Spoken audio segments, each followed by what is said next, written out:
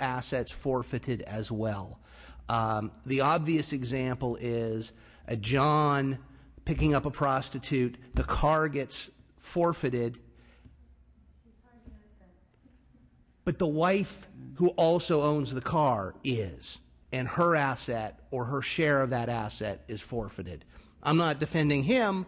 Her share of that asset is forfeited. And the same thing happens in drug cases, for example. If someone is transporting narcotics in a car that they don't own entirely. So if you would, just put my mind at ease. Help me on the forfeiture angle. Okay, let me address both of them and the bounty hunting issue first. I mean, unlike False Claims Act in some of these areas where you can get treble damages and you can, the zealous prosecutor could get some additional money. In this case, all you can do is recover the costs of the actual trial. So it's not like you're going to be if you're trying to profit as a prosecutor, I don't see how you're going to be getting a lot of money by having a case, having to deal with the expenses of the case, and then recovering those costs. Does the forfeited money go back to the defendant, or does it go to the district attorney? Because as I read it, I thought it's forfeited to the district attorney. No. Your aide is saying no. No, I believe it goes back to the defendant. That's the to the victim. To the victim. Yes. Right. It looks like you have okay. Staff. And it's not really a forfeit. Yeah, the money goes back to the victim. It's a restitution. It's not a forfeiture. Yeah. Afterwards, they can ask for the recovery of the costs, but the money goes back on page 4 of the bill. Any person claiming an interest in the property on proceeds. No. Oh, okay. No, that's the person claiming an interest. Right. As we understand this bill, it is designed to protect as much as possible the additional misuse of funds that were appropriated, taken, out from an elder or dependent adult, from being used in the defense of the very individual who perhaps initiated this crime. Actually, I think it's a crime. Well, it's section 1656 C1B3. Upon conviction, the prosecuting agency may request restitution, so not forfeiture, in the form of a reimbursement for reasonable trial costs. So the DA, maybe he's not making any money, but the DA gets court costs out of the victim's proceeds? Because that's what's been forfeited up above in subsection 2. No, it was certainly not the intention to get the recovery of the money out of the victim's property. That's not the intention at all. In fact, I think that's perhaps that's stated in here. But Mr. Wagner, are you kind of going along the line? And as we say, we have an additional step going to public safety should the bill come out of our committee today. Is there some need for some clarifying language, perhaps? I mean, I think we can go through this bill, and if the issue, I certainly do not intend this, and I don't think it does that, but we can put a belt and suspenders on, because the last thing in the world I want to do is take the victim's money and be paying the court costs with it. Right. The point of this is for the victim to be able to move forward with the case out of the predator's pocket, not have the predator use the victim's own asset. Madam Chair, I'd like to move the bill. Second. All right. Well, thank you. May I move to Assemblymember Perez? Mr. Wagner, I'm going to have Mr. Perez ask the next question. Thank you. Just want to commend the author for bringing this bill forth. I understand the intent of the bill, and although perhaps there may be some technical questions, I'm sure you're going to deal with that through public safety. So with that being said, I'd like to move the bill. All right. The bill has been moved. Is there a second? And seconded by Dr. Pan. Do you have a question, either Assemblymember Torres or Dr. Pan? All right. Any additional questions? Okay. My vice chair has a question. The people who perpetrate this crime certainly deserve severe punishment, and I commend you for making this a priority.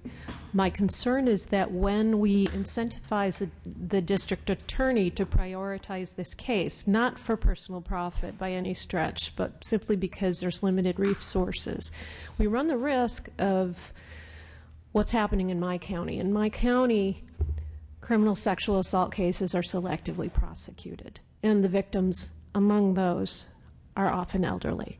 So my concern would be, how exactly do we make that choice, and which crimes become less fiscally punishing for local DAs? And that would be my concern with this bill. Well, I guess I would respond by, I will respond by saying I think that if you can make some of these cases pay for themselves, essentially, then there's more money in the pot to prosecute these other cases. So it's not a zero-sum game. It's actually a rising tide raises all the boats. So in a situation like this where they can recover the cost, then those prosecutors will have the funds and be strong so that they can prosecute the exact cases that you're talking about, which seeing selective prosecution is always a terrible thing, and that's what was going on here. These cases weren't getting prosecuted, which is why I brought this bill forward, and would certainly work with you on figuring out ways to make sure that other worthy crimes that are being selectively enforced, that we make sure that those are also brought forward. But I think that this will create money in the system, or not drain the system of money, which is more accurate. It's not creating money, but it's preventing all the resources from being sucked into these cases. I think they're still going to want to take on these cases, but every time they do it now, it drains all their resources. So actually, I think the point you made actually speaks in favor of the bill, because it will help prosecute more of other crimes that are being selectively enforced as well. So, seeing no other, I see a little scrunched brow scrunched here. face. Excuse No, just a brow.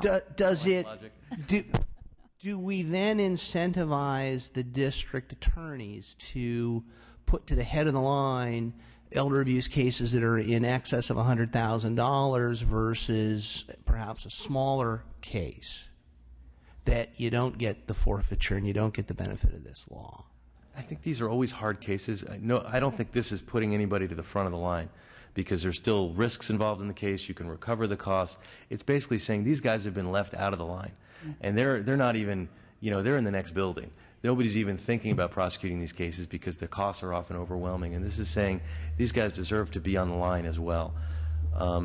So, I mean, I understand your point, but at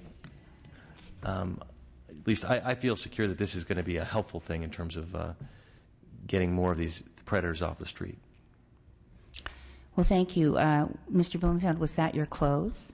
I respectfully ask for your aye vote. Thank you very much, because, of course, well, here it's now 2:30. I thought I was going to run a 15-minute hearing, but no, this was a very important discussion. I want to thank the author for bringing this very good bill forward. I think we have heard as a committee in previous settings testimony from district attorneys that indicate that not all DAs in the state of California, or in the rest of the country for that matter, are either able or have the priority in mind to begin to address what I believe was described as an avalanche of fiduciary elder abuse cases coming.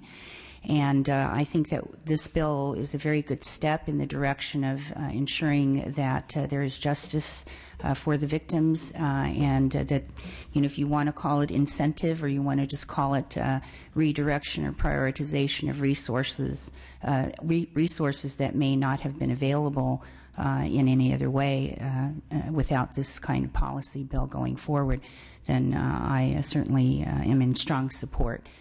So with that, I believe the motion is to pass to public safety, with the understanding there'll be additional conversations going forward.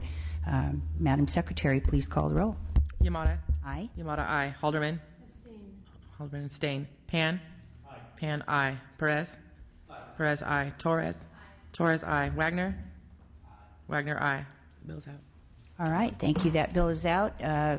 I believe all of our members are here if they wish to add on to any of the votes that have been missed. With that, thank you all very much, and we'll see you at the next hearing. This hearing's adjourned. Thank you.